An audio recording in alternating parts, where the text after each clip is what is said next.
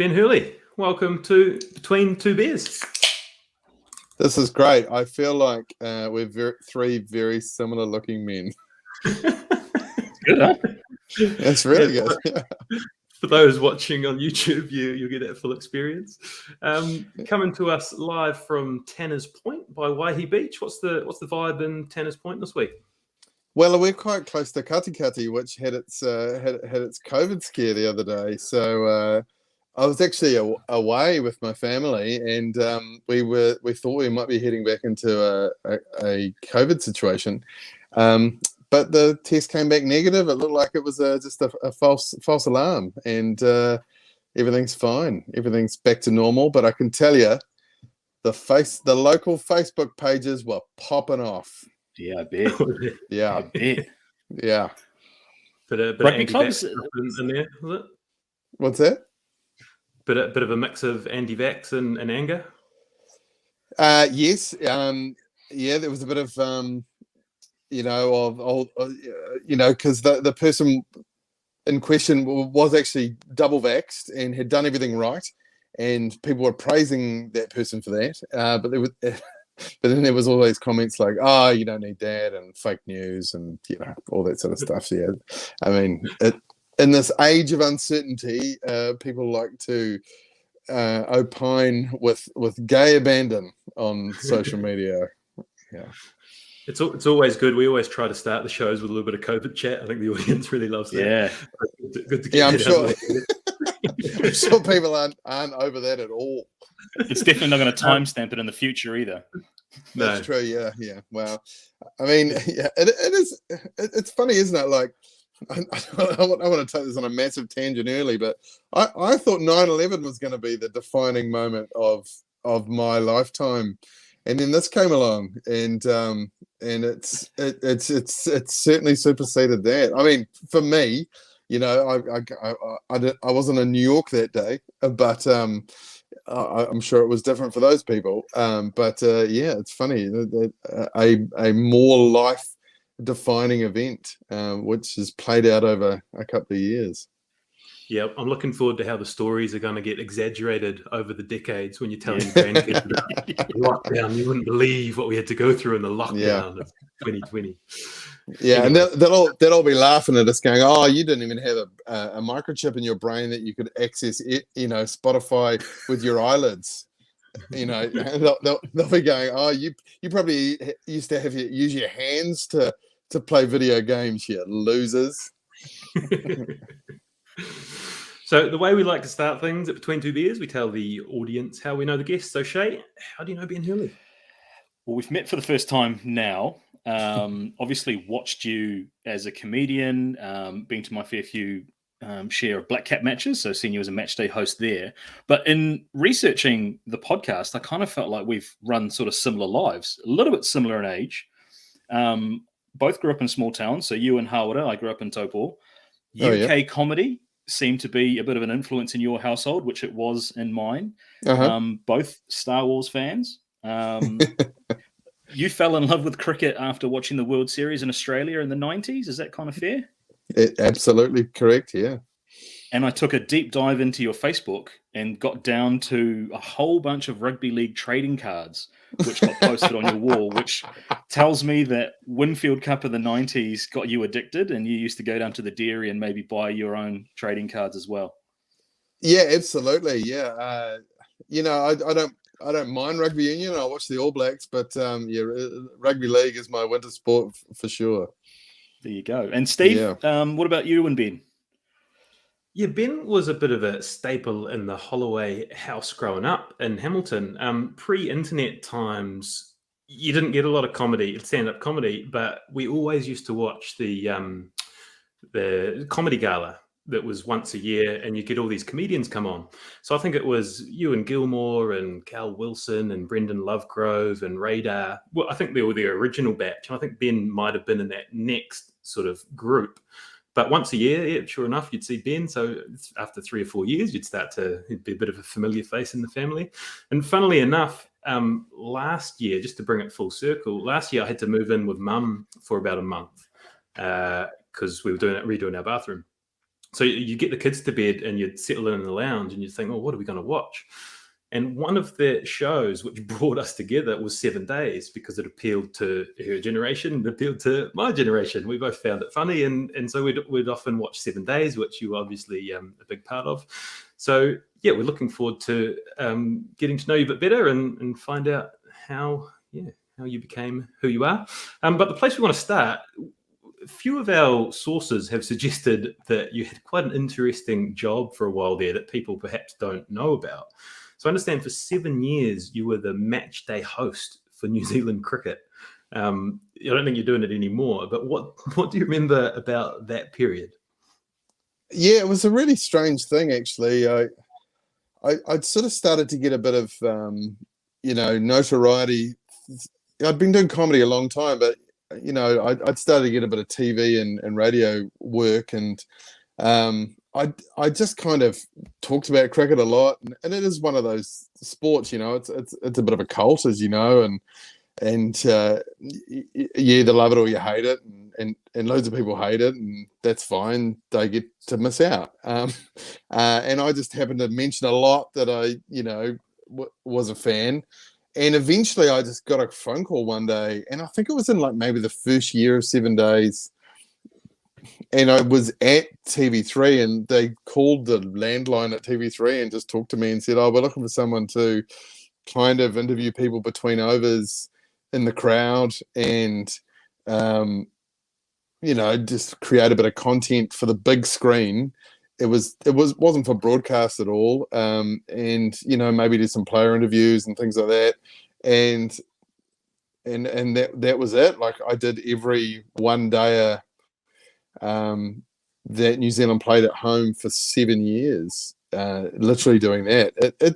It was a ridiculous job. Like, I'm such a fan and such a nerd of cricket that I remember one day, and it was at McLean Park in Napier, and I got, I had the lanyard with the access to it says pitch access, right? It's not everywhere. I can't get into the dressing room, but I can get everywhere else.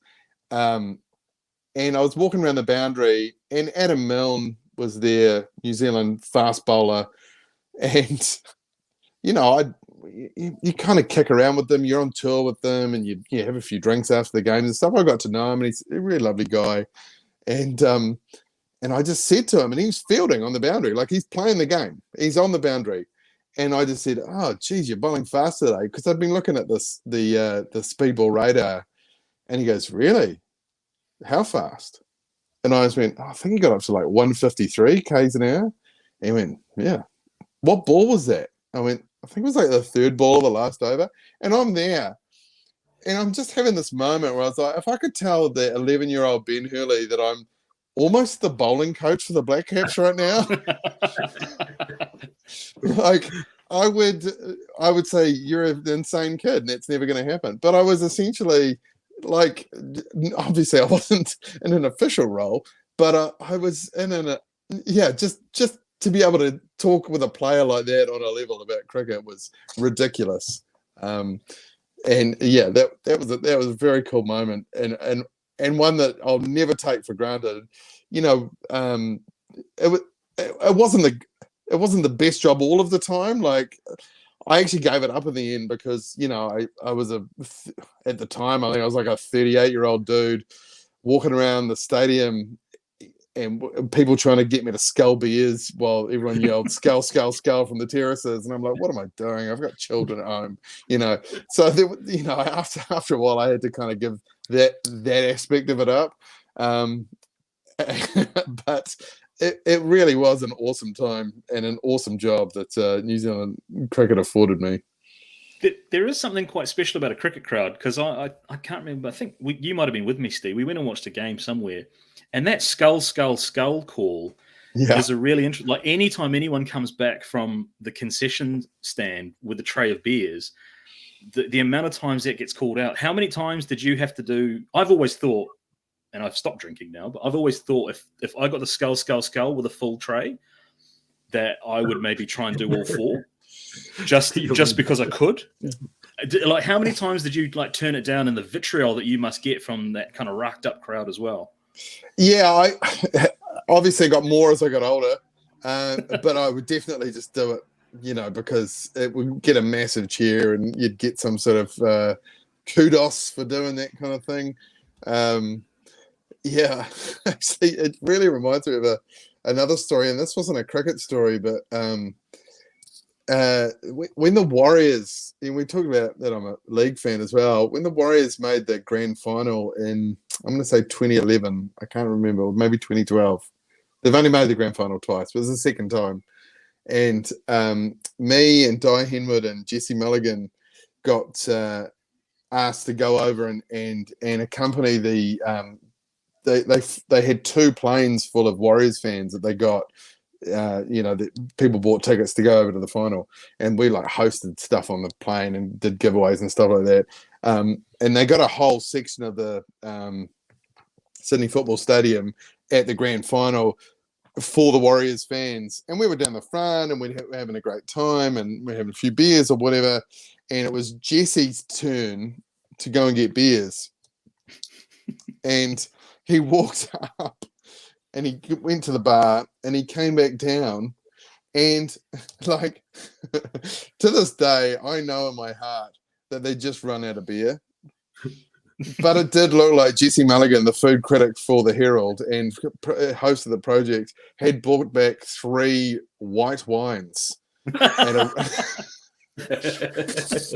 And he walked down those stairs. You know how visible you are at the front of a stadium with everybody looking, and he's got 3 glasses of white wine.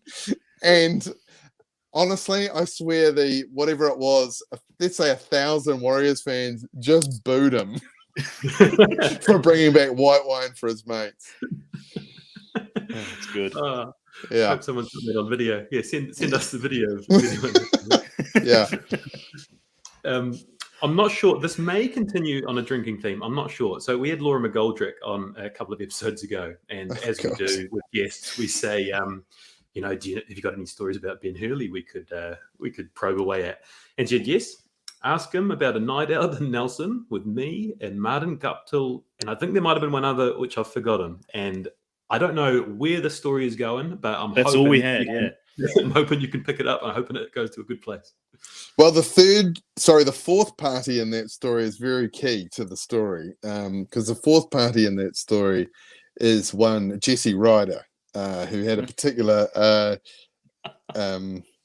reputation, shall we say, with the drink. And I love how she calls Martin Guptill Martin Guptill.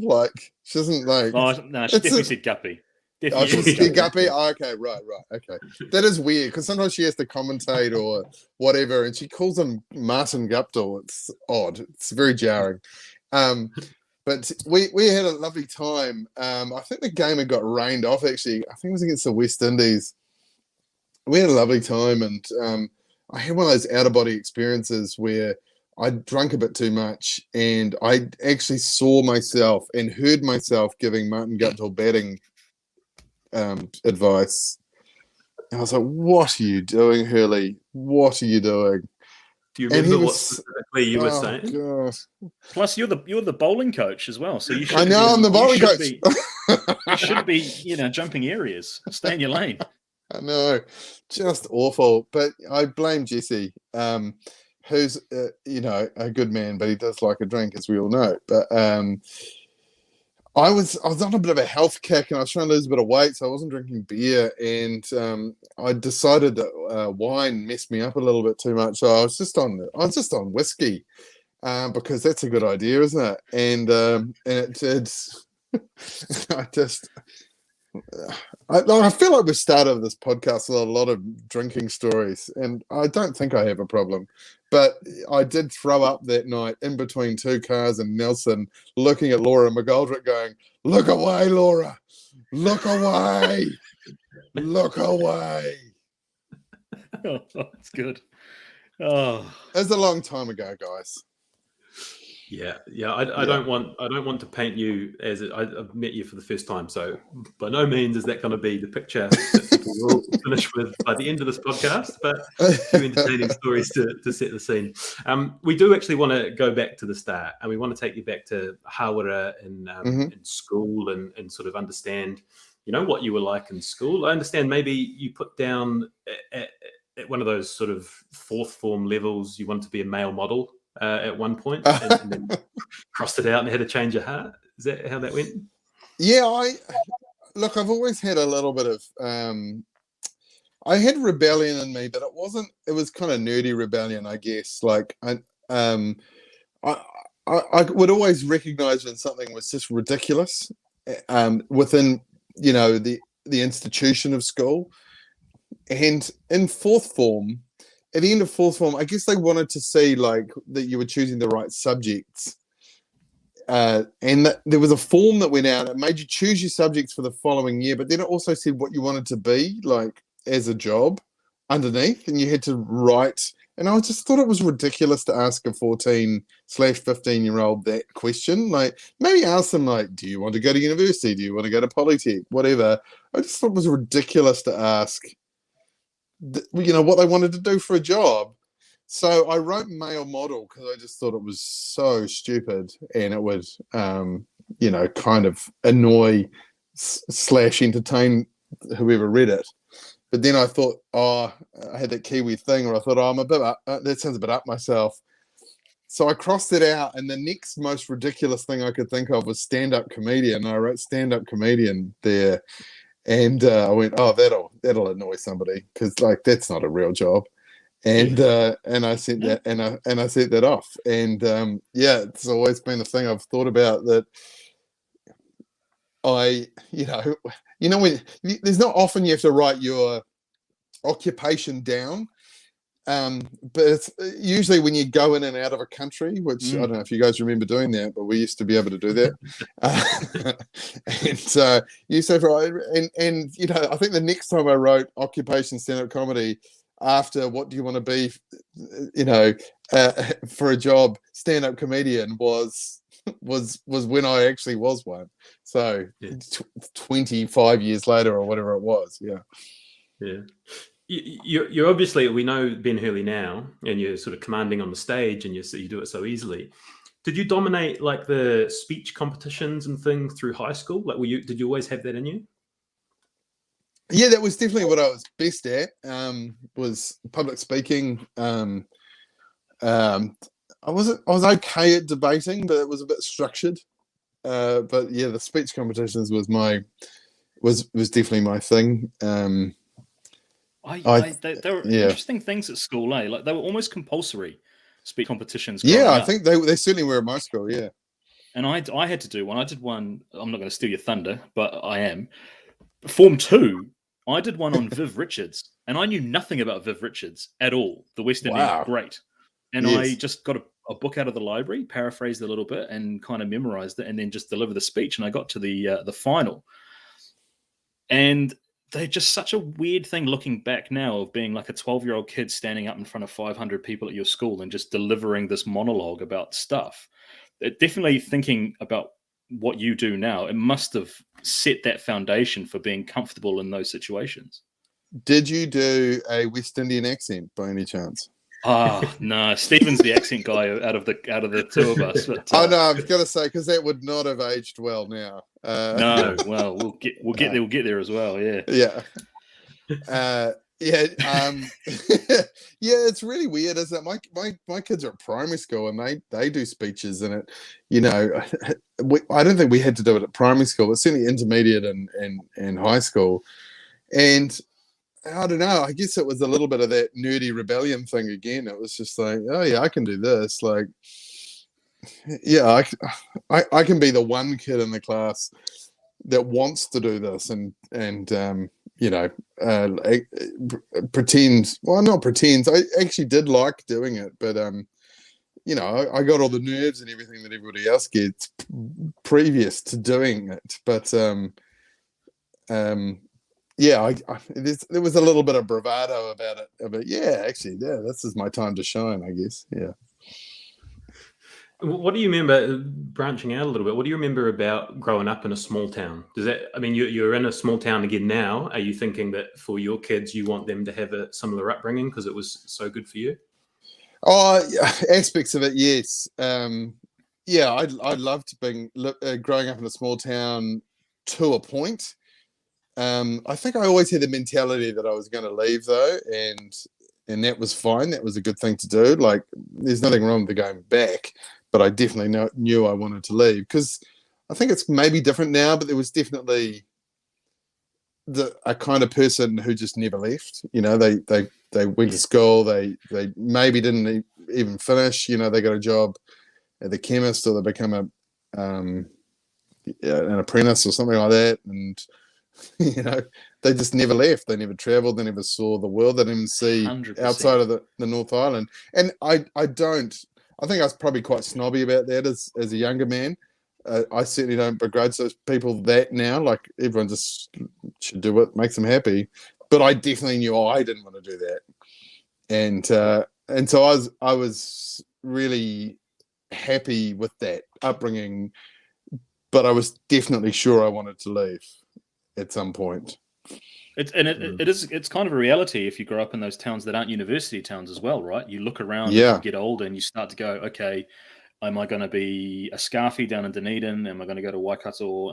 Where am I going to go? And I guess Victoria is the closest to you, right? Is it? Or no, Palmy would have been closer. Massey, yeah, most people went to Massey. I went to Victoria, and yeah, it was funny actually going to Victoria and making friends with people who were still living at home and going to university, and they didn't have that freedom that I had. You know, they were still calling them, this is at university, like they were still calling their mum and telling them if they're going to be home for dinner or whatever. And I'm like, what do you do? I live in a flat. Like, I do what the fuck I want. Make my own dinner. That was odd.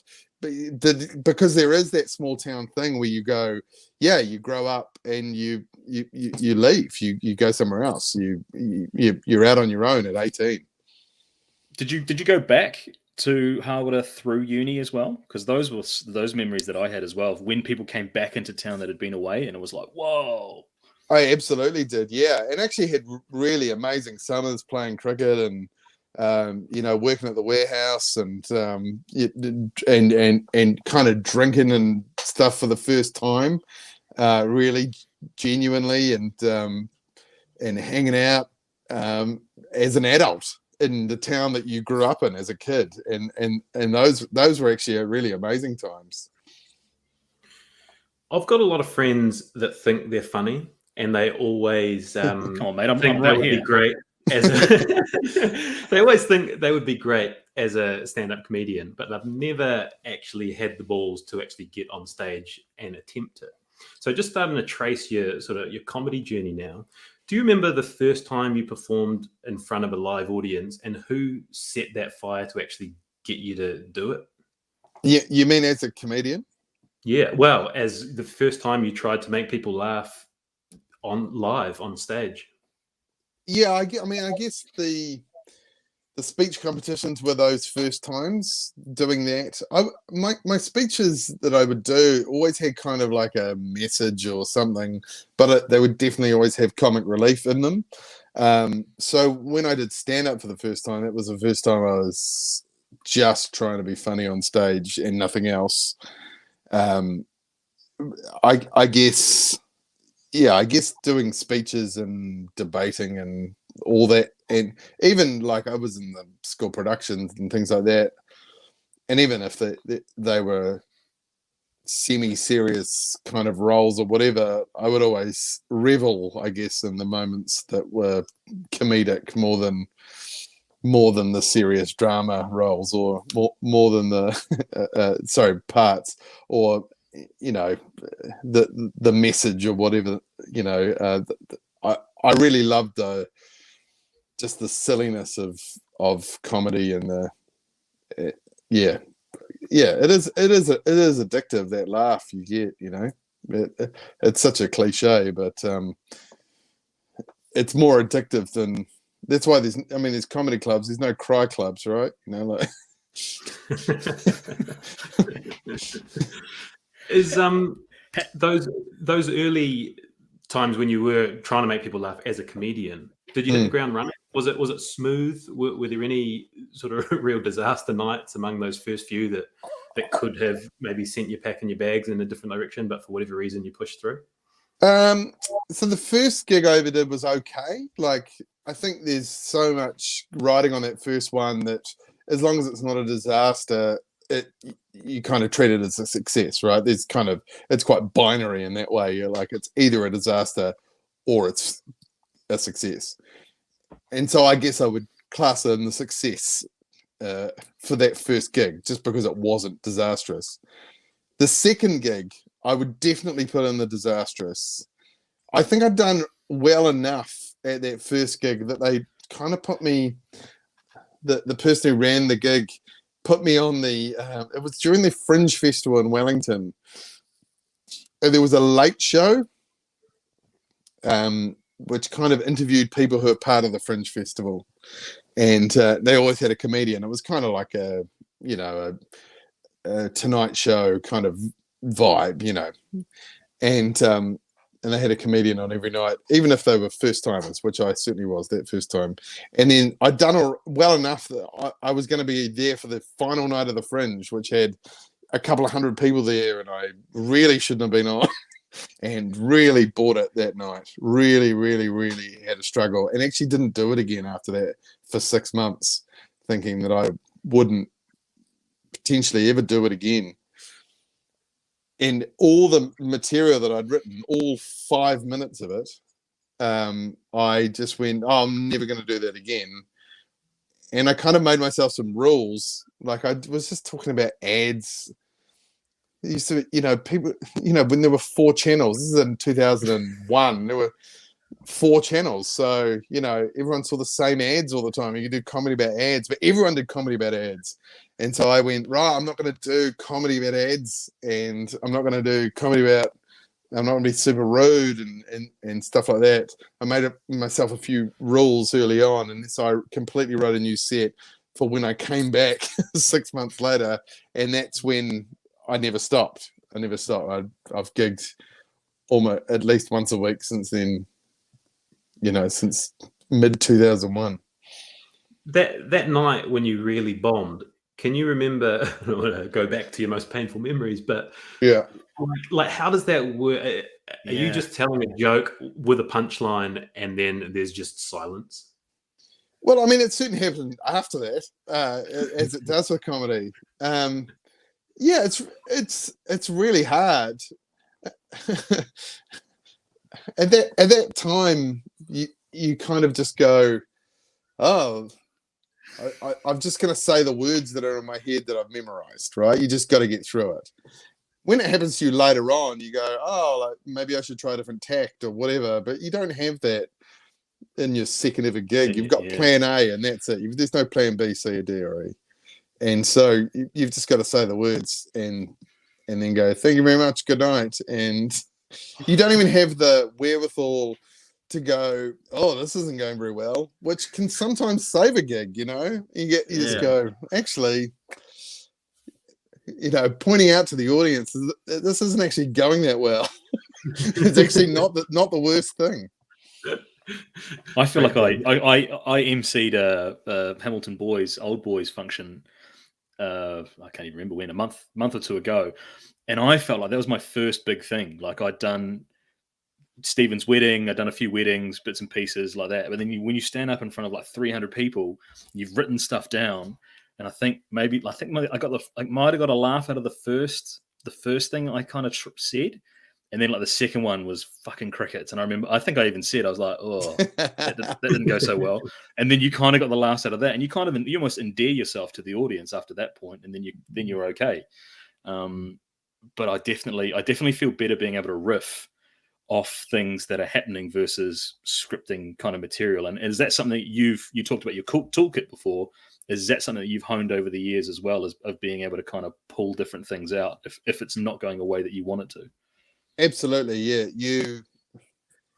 I mean, I can't speak for other comedians, but I try and riff for as long as I can, and then the material is the fallback. That's the thing Right. works. So you kind of have to hone the material first, make sure it's good, make sure it works almost every time, and then when you go out on stage, I like to go out on stage with nothing in my head and just see what I can make happen. And sometimes it's amazing, and I can talk for 40 minutes without touching a scripted joke. And other times I get the vibe within literally 3 seconds that this is not the night for that.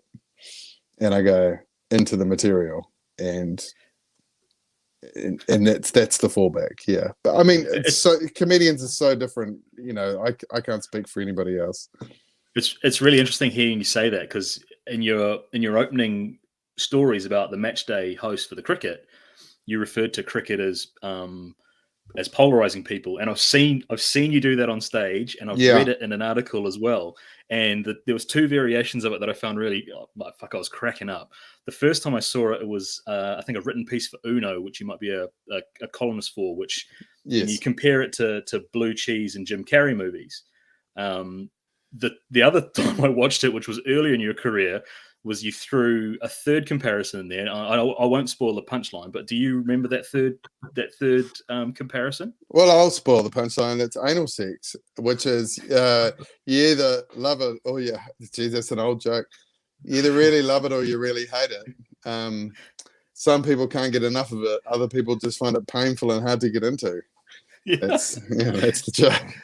Yeah. And I just think that's brilliant that you've got that. You've obviously tried it a billion times or a few times somewhere, and it's just locked away in the back of your head that you can pull out at a moment's notice. It's brilliant. Yeah, I mean, and the jokes like that, I wouldn't have done that joke in 15 years, but it is there. It is there, way back in the brain, way back in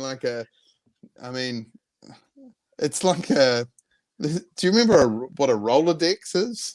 Do you know what a Rolodex is? Yeah, with the business cards. Yeah. With the business cards. That's like that with material, and you spin it, and you go, oh, I'll just take that little business card of jokes out. It's just in your brain all the time. I want to try to trace your journey from where we are now to when you kind of rose to the top of the New Zealand comedy scene and then left for London. But am I right? Is my memory right of that sort of mid to late 90s New Zealand comedy scene? It seemed like there was only sort of 4 or 5 guys that I'd see all the time. And then I think I might have heard you say in an interview, you were watching them on TV thinking, I could do that. I started in 2001, and there was, before me, I think you mentioned before, there was like Brendan Lovegrove, Radar, Cal Wilson, Ewan Gilmore, Mike King. There was a handful, maybe half a dozen that people really knew, and they kind of were everywhere. Like they were every comedy gala, they were every single, every time they needed a comedian, it was one of those guys. And I was definitely the next generation after that. I mean, somewhere in there with Flight of the Conchords have done quite well. They were sort of between those two, but I was definitely, me and a few others. We all kind of came out of Wellington, weirdly. It's like me and Corey Gonzalez and Steve Wrigley and stuff. And I left for London in 2005, and I certainly wouldn't say I was top of the comedy scene then. There was, I'd won the Billy T Award, but that's basically a newcomer award. That actually literally gave me the money to move to London. But I moved to London because Brendan Lovegrove and Rhys Darby, who were both friends of mine, and they'd gone over there and they'd got on the circuit, as they call it. And that was all I ever wanted to do. That Wellington scene, and we can just hang around there for a little bit. It seems like some huge names in New Zealand comedy. Do you think that scene appreciated how good they were at the time? You got guys like Corey Gonzalez and Jermaine Clement, and was Taika Waititi part of that scene as well? Yeah. Like, obviously now they would be household names, but do you think people then knew just how good they were and just how big they were potentially going to get? Not. I mean, not really on a scale larger than Wellington. Like Taika and Brett and Jermaine from the Conchords were really big in Wellington. Like they'd put on any kind of show, any kind of insane show. And they had kind of other contemporaries around them, and they'd put on anything, and it would just sell out. It would be either at Bats or one of the theaters, and they do incredibly well. The Conchords, though, it was a crossover between theater and stand-up comedy. So I hosted the weekly gig, in Wellington for a few years, on a Thursday night at San Fran, which is a famous music venue, but on Thursdays was comedy night.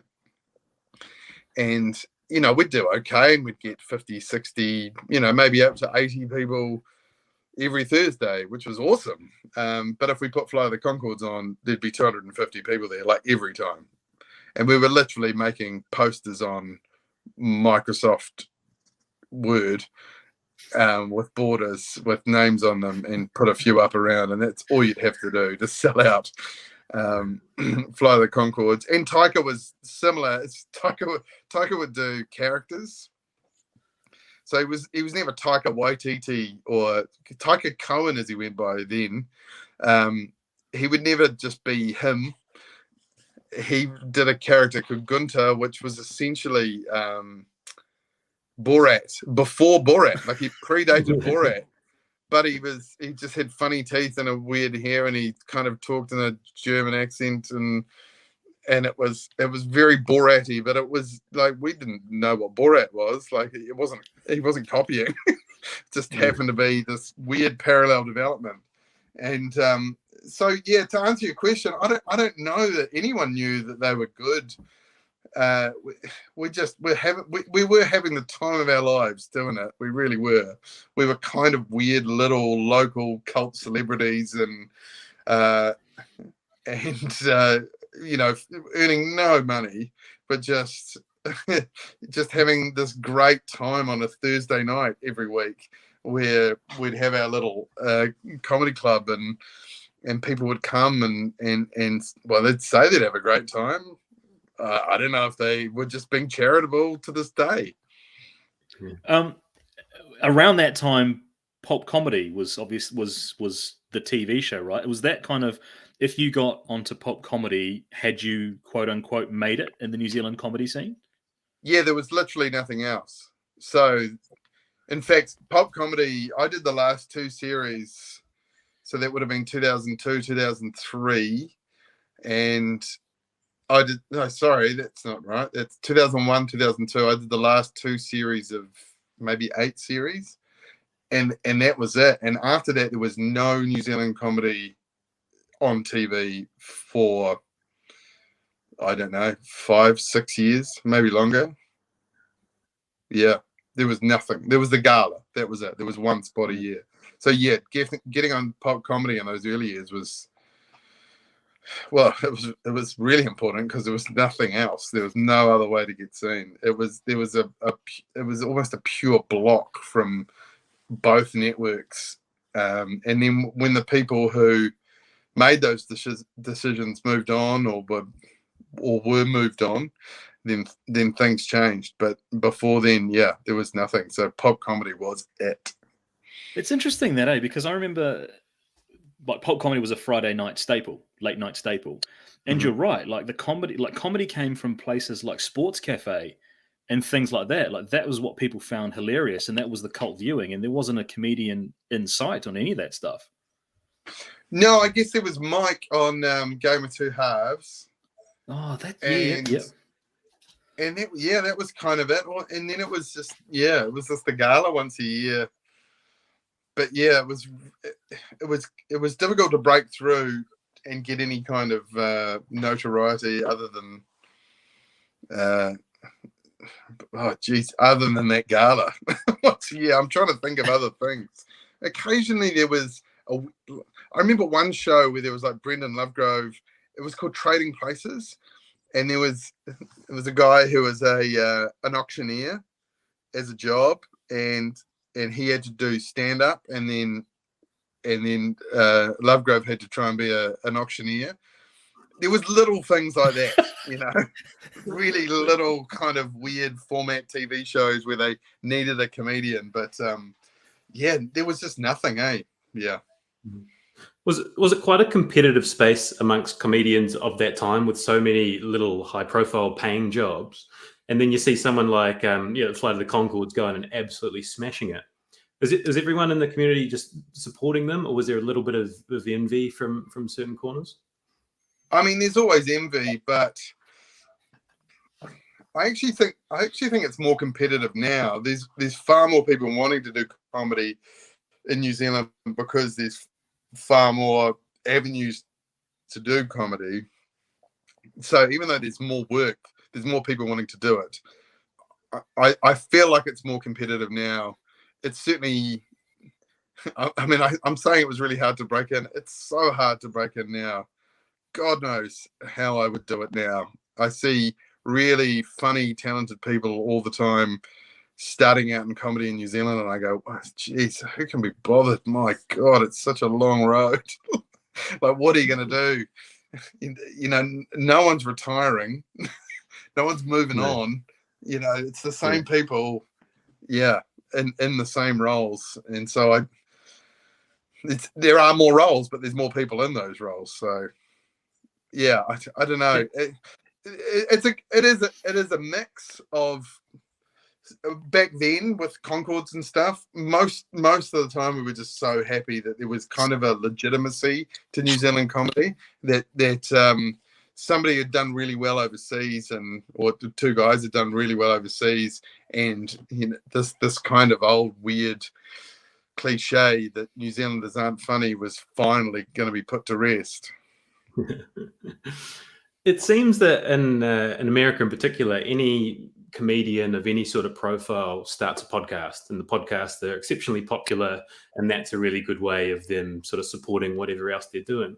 It seems like the New Zealand podcast scene, like everything, is seen a few years behind. Did you ever consider that avenue, or is the audience in New Zealand too small to support sort of doing your own podcast? Oh, I mean, I recorded 5 episodes of a podcast that I've never released. In fact, I have the New Zealand Prime Minister saying she never wants to be Prime Minister on wow. While she was still an MP. I mean, I'm a massive fan of podcasts, and I do remember when I was working for New Zealand Cricket and kind of in there, and I said, have you ever thought, this was not that long ago, maybe this was 5 years ago, and I said, have you guys ever thought about putting out a New Zealand Cricket podcast? And then I had to explain what a podcast was to them. Yeah. And I don't really, I'm not really making fun of New Zealand Cricket for that.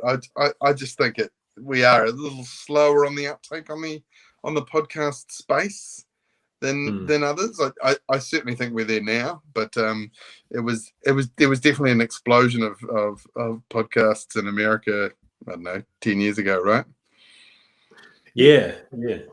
So go Shane.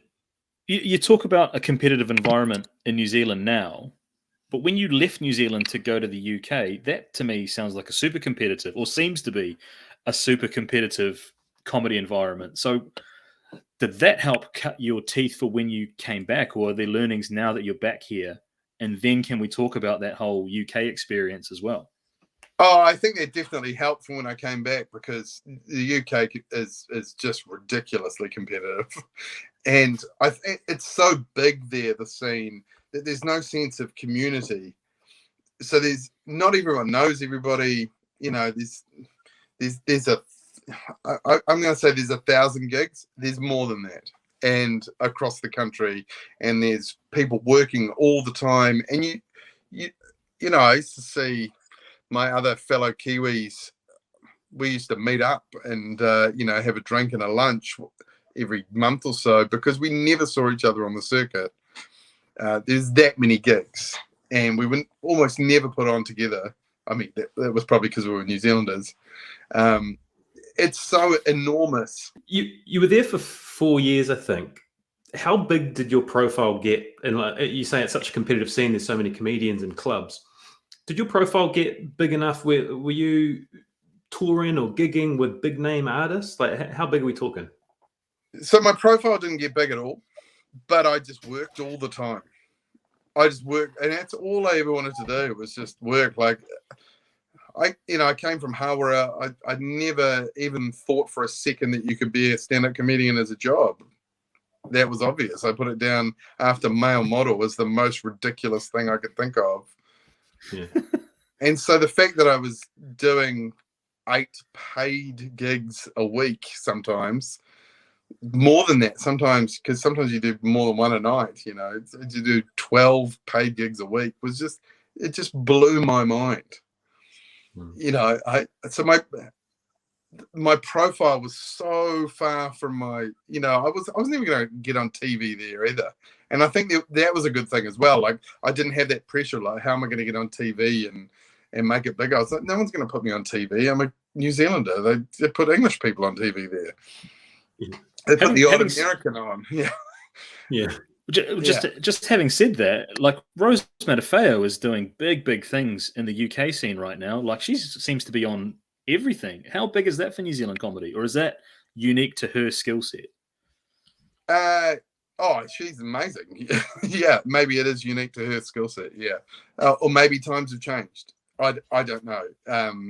Yeah, she is. I've known Rose since she was 15 years old, and she was a class comedian, part of the Class Comedians program, and doing gigs at the Classic where she had to have a parent or guardian there because it was a licensed venue. She's always been an incredible talent, and I always knew she was, going to. It's not only in the English comedy scene; she's in Hollywood now as well. Yeah, I always knew she was going to be huge, and deservedly so. So you came back to New Zealand in 2009, I think it was, which coincided with the launch of 7 Days. Was that joint? Did you come back for 7 days, or did it just so happen to be at that same time? It was fairly joint. It was fairly coincidental. My wife and I came back to get married, and we didn't want to live in the UK. Like, we were kind of done. As amazing as it is to make a living doing 8 gigs a week and, traveling the country and the world sometimes, Britain's a hard place to live.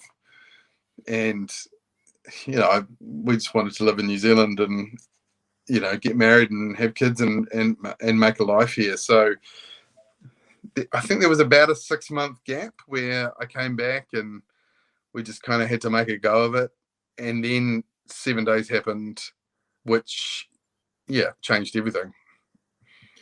Yeah, I think I saw an interview where you saying, you got the head writer role at 7 Days and you sort of starred in the first half a dozen episodes. And you were saying, it's the sort of thing where it probably last 6 episodes and then it'll be cancelled, sort of thing. And it's lasted over 10 years now. It's been one of the biggest success stories in New Zealand comedy. Again, how soon did you realise that you were onto something really special with that show?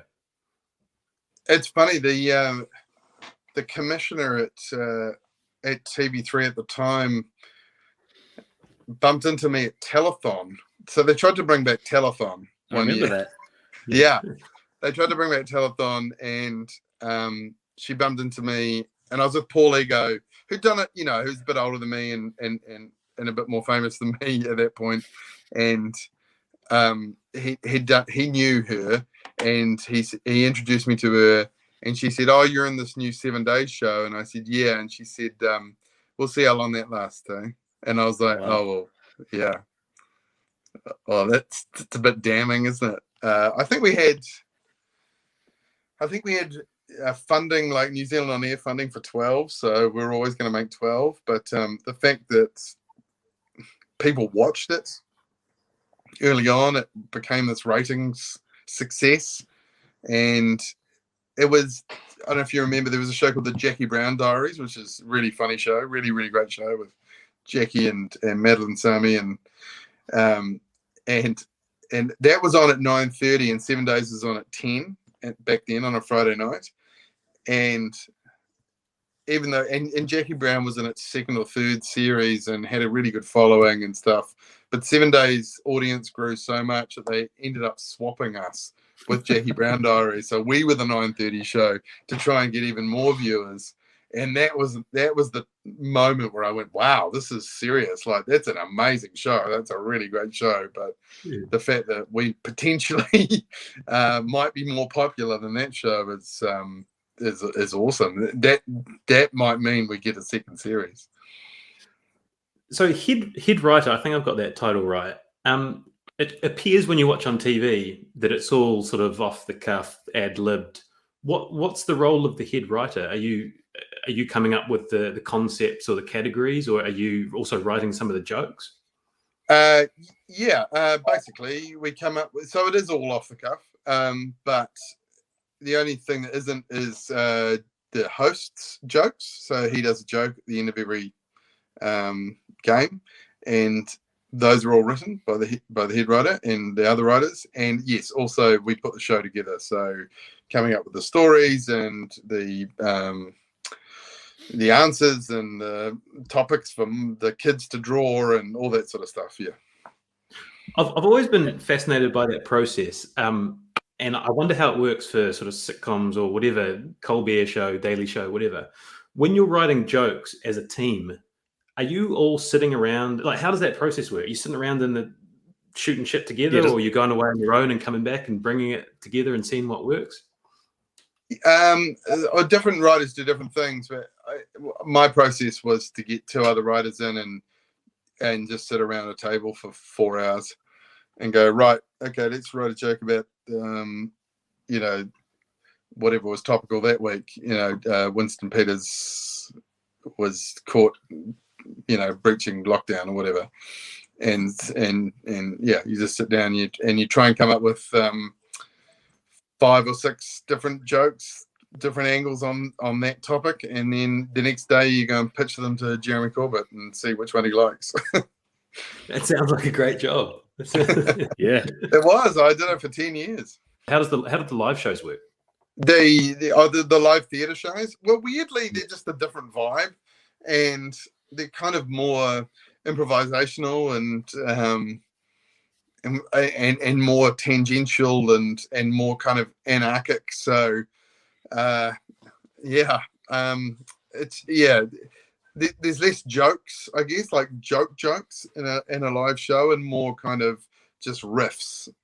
And you got 7 comedians on stage, all of whom know each other pretty well, and know each other's characters pretty well. So those riffs can go for quite a long time. Is there any danger of too many in gags? One of the things that we noticed when we started the podcast is that there are a lot of kind of references which Stephen and I get, which people that listen to it are just going, what the fuck are these two guys talking about? I don't understand what they're doing. Is there a danger with some of that live stuff that there is that quite comedian-centric humor? Yeah, but the audience tells you pretty quickly that, that's not cool because they don't laugh. That's the great thing about live comedy, you know pretty quickly if it's good or not. Yeah. That's the hard thing about radio, and it's a real discipline that now that I do a little bit more radio, it's like going, I don't know if this is funny or not. I'm just saying stuff. I don't know if people are enjoying this at home. Like, I'm not hearing anything back. Yeah. Just talking about radio, I know you did a little bit of radio school, but I don't think you finished it from what I remember. When you do switch to a different role like that, do you get a bit of training or coaching, or are they just like Ben Hurley? He's an established, experienced comedian. He knows what works. He knows what doesn't. Or did someone help you with that stuff? You mean like working for Hodaki and ACC and stuff like that? Yeah. No, no one helped me. No, I mean, Mike Lane just gave me a job, and I was over the moon, to be honest. And I'm still over the moon. No, I guess there's a certain amount of trust that I'll be okay. But it's definitely a discipline. It's different from live performance. It's different from doing TV, and it's still something I'm learning for sure. Mm. And you're on 7 Sharp now, but you did a bit of work on the project as well. It seems like you've sort of graced the screen of all of the top shows in New Zealand. How are they? They seem quite similar. The project and 7 Sharp. Do you find those roles the same? So my role on the project was to be part of the in studio, kind of a co-host role, whereas which was basically just like being on 7 days, but you just couldn't swear because it's 7 o'clock. But my new job on 7 Sharp is really great. Actually, it's kind of a dream job. It's coming up with stories and interviewing people and coming up with concepts and ideas of things that people might find interesting. So that's all pre-filmed and edited and all that sort of stuff. So quite different, actually. I mean, similar time slot and virtually similar audience, but quite different and really both rewarding. But I genuinely really love the new job on 7 Sharp. I consume a lot of 7 Sharp. Stephen hammers me because I'm old school in that I watch the 6 o'clock news and then I roll into live. the 7 o'clock. No, he watches it live as at 6 That's how you o'clock. should do. As you should. As you should. Yeah. I told you we're very similar people. It seems. Your recent story. I hope you read the newspaper over breakfast as well. A proper actual paper newspaper. Yeah, kind of. I mean, I'm a Herald Premium subscriber, and that's to help my mate on the other side there. I'm just interested. This is purely for myself. The story about that arm wrestler in Hamilton, was that an intimidating garage to go into? Oh, not really. He was such a lovely guy, and we'd had, obviously you contact the guy beforehand and have interacted with him over the phone and stuff like that. And he was such a lovely, friendly, disarming kind of guy. He looks intimidating, don't get me wrong, but no, it's lovely, gentle giant. But yeah, a few people asked me that same question. He told me a story about how he was in Prague, I think, and he literally just couldn't get a taxi because he's a big Polynesian dude with tā moko all over his face, and people just had never seen anything like that before. So I get how he looks intimidating, but no, lovely bloke. And my second 7 Sharp question, just to indulge me, the Taranaki rugby story when. With the athletics references to your high school days, yes, was there a genuine hamstring pull in that race? Yes, there was. In fact, if I hadn't pulled my hamstring, I think I would have had that guy. So just for anyone who didn't see that, I went to it was after the rest of the country came out of level 4 lockdown, and NPC rugby was able to come back again. And so I went to Taranaki versus, who was it? Bay Plenty? Anyway, one of those other unions that aren't as good. And and it happened Wellington. Wellington. It was Wellington. Yeah, thank you. It was too. And it happened because they weren't playing at the Bullring in New Plymouth because it's being rebuilt, and it happened to be at the stadium in Inglewood. Stadium is using that term in the broadest of ways. But I was a sprinter at high school, and I happened to win the Taranaki secondary school's 100 meters when I was 7th form on that very ground. And so I got there, and I kept going on about that and asking the players. Of course, no one knew. Of course, why would they know? But I just thought it would be funny to ask them if they knew that I won the 100 meters there 24 years ago. And and then at the end, one of the players challenged me to 100 meters, and he was an injured lock forward.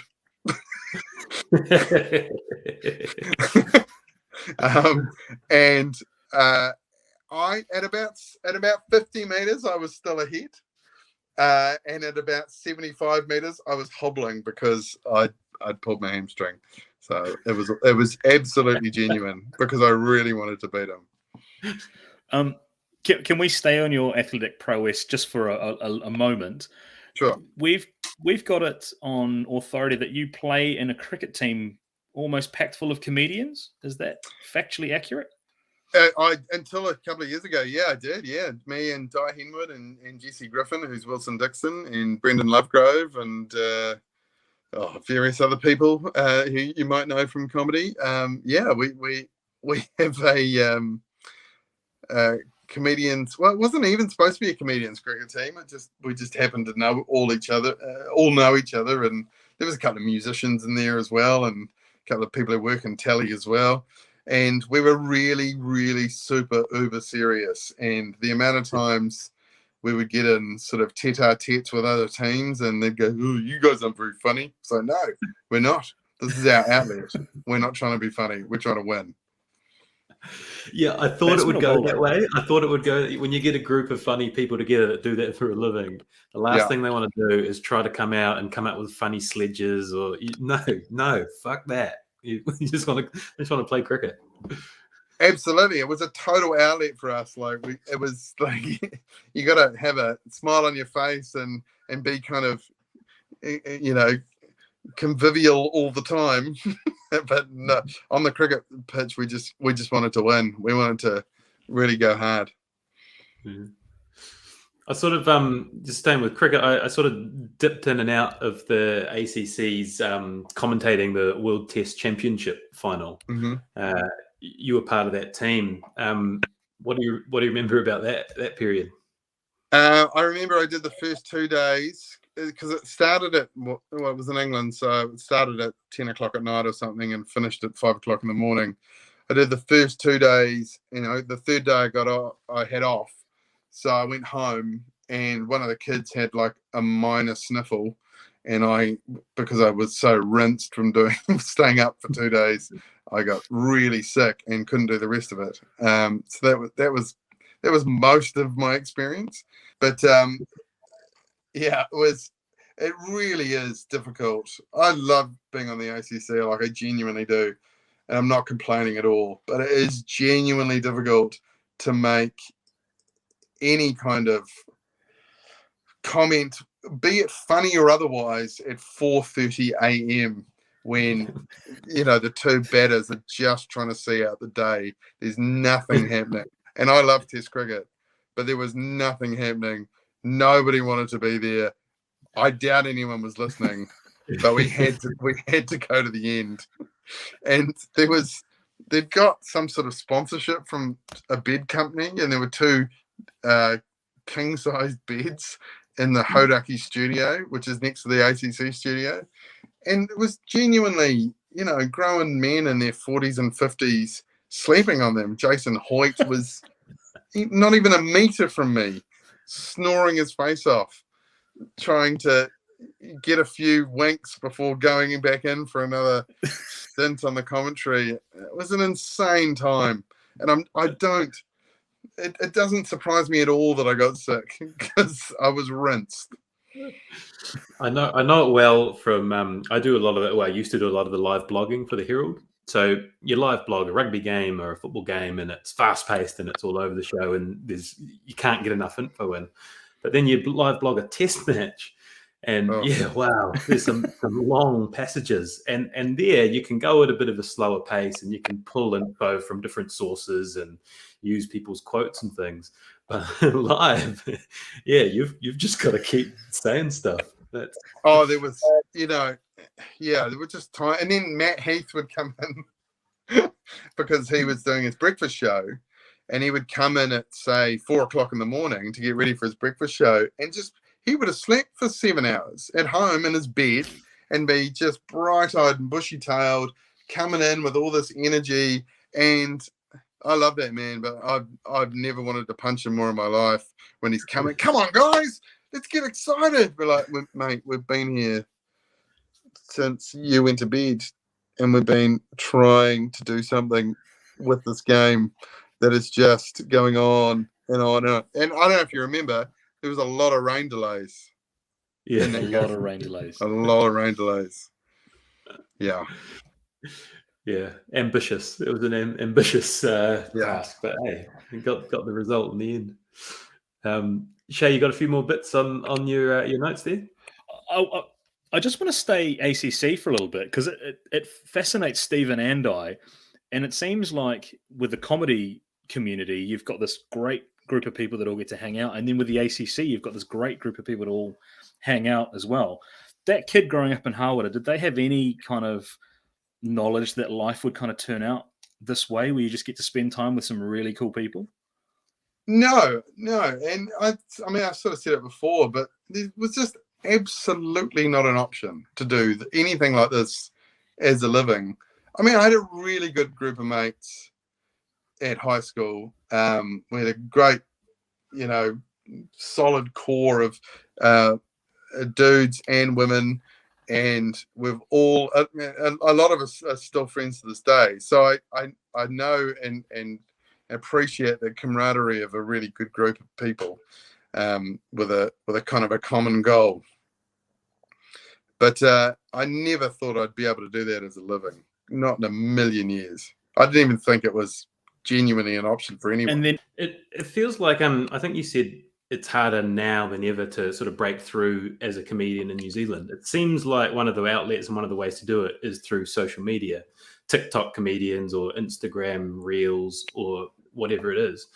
Do you feel like where are you going for the next 10, 20 years? Is there any thought to try to jump on those sort of avenues to keep producing comedy, or is it sort of the tried and tested in the TV and your 7 Sharp and ACC for you? It's a really good question, and I don't really know the answer to that. I think I made a decision a while ago that if I thought that's what all that comedy was going to be, then I kind of wouldn't want to do it anymore. And I don't, doing TV's great and everything, but it's not my first love. It's not what I wanted to do. I wanted to be a live comedian that did, stand up on a stage in front of people, and that's what I always want to do. And all the other things are just getting people to know you so that they'll come to those shows. That's all that other stuff is. You want to enjoy it. Like, I really enjoyed being on 7 Days and being on 7 Sharp and being on Radio Hauraki and all that stuff. I really love those things. And they're not just a means to an end, but my first love is live comedy. And I don't like the TikTok comedy and, I don't know how to do it. I don't know how to put it down to little bite-sized pieces like that. And so if that's all it becomes, then, well, I hope I've retired by then, or I hope, I hope I find something else to do, put it that way. It would be remiss of us not to talk about the ACC podcast, Mad Monday. How did that come about? And are you coming back for next season? Oh yeah, well I hope so. Yeah, that's been a great thing actually. That came about 1 week before the first round of the NRL this year, and we just said to Mike Lane, like me and Di and Chris and Mania, who's since left and therefore dead to us. We just said, there's a cricket podcast, the BYC, which is great. We listen to every week. And there's the Agenda, which is kind of a broader ACC podcast. Why isn't there a rugby league one? And he said yes, as is his way often. Mike Lane is very much a yes man in that way, in a good way. And literally 5 days later, we were making the podcast. And it's funny, like league's a bit like cricket. Like, it's a bit of a cult sport. I don't know that people dip in and out of league like they do with, rugby union or whatever. I think the people who are into it watch it every week. They know all the players. And I've got to admit, I've had to school up a little bit on the modern players because most of my knowledge comes from about 1989 to 1998. Yeah. Oh, the glory years. The glory years of rugby league. I'm with you on that. Because it's funny, we during lockdown, our little friend group, we kind of had a renaissance of rugby league support. So one of our friends lives in Sydney and is all over it. And then what prompted the interest was the West Tigers documentary, the behind the scenes look at the West Tigers this season. And then all of a sudden it was like, I was thinking like, why have I walked away from rugby league? You're a rugby league guy. Get back in and support it. But like you, no idea who was playing anymore. Even sometimes now, the thought of watching a State of Origin at 10 o'clock at night on a Sunday, I'm like, I can probably... But then Phil Gould comes on and you lose your mind. Phil Gould with his on-field poetry, pre-game poetry, yeah. Yes. That gets you fired up, yeah. I believe David Peachy, the former fullback for the Cronulla Sharks, amazing player. I believe he lives in Taupo, by the way. Good knowledge. He brought a Cronulla Sharks game to Owen Delaney Park. There you go. Owen Delaney Park, which I got kicked out of for having a play fight with my cousin because I thought it was real. During one of the Black Caps games? Yeah, they for a little while there, because it was, I was going to say it was one of the few grounds with lights. It had lights. They were not good lights. Like they were barely international standard. But yeah, me and my cousin Tristan just decided to have a bit of a rumble on the bank, and they thought it was an actual fight and kicked both of us out. Was it heading that way? Because sometimes those rumbles with family members can get quite intense. Well, there'd been an incident earlier in the day where somebody had thrown a half a bottle of Mountain Dew at a cameraman from the embankment, and Tristan was blamed for it. This is my cousin. He was blamed for it, and he was about to get kicked out. And I said, "Hang on a minute. There's 24 cameras at the stadium right now. I reckon you could find one with the footage of who threw that." And they went, "Oh, yeah, you're right, actually." And they went and looked at, and they got the guy next to us who'd been very quiet, who'd totally thrown the bottle. So I think I called for the first DRS in cricket history in 1997. There it is. There was a period there in New Zealand cricket where they were taking games to those cool places. Was that like a New Year's Eve or New Year's Day game? Just after New Year's Eve. Yeah, it was against the Windies. They got raucous. Yeah, it was against the Windies, and we followed the team down the country. We went to Eden Park, Taupo, Napier, I think, as well. But we followed them down the country. It's great time. I need to get back into cricket as well. Shay's nostalgic memory of those sort of 90s, weird little facts like that is unmatched. Well done, Shay. I don't know. I'm curious about your favorite Warriors player in that sort of that period of time, 95 when they established themselves to 98. Oh, really good question. Phil Blake, probably. Yeah, so often the champ. Phil Blake, who so for our podcast, we do a segment called Hurley's Heroes, which is which is like an old school hero of mine. And it's like a who am I question, and I think he was the first one I did in round one of this year. But almost every rugby league player has become some sort of dodgy real estate agent and gone into some terrible deal where they've gone onto indigenous land, or they've just, bribed someone for mining rights or something like that. I think Phil Blake got in some sort of trouble for becoming a coach and betting against his own team.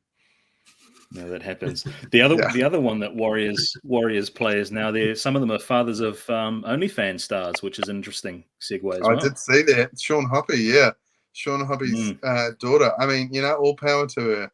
it's great that we're in the era of, positive female sexuality, and she can make money from that, from dudes who are willing to give it to her. Then good on her. Good on her, indeed. To wind the clock right back, I just want to ask maybe my last question. My stand-up comedy journey sort of started with Eddie Murphy Raw or Eddie Murphy Delirious. At what stage did you watch that back? And have you watched that? What stage did you watch it for the first time? And have you watched that back as an adult since?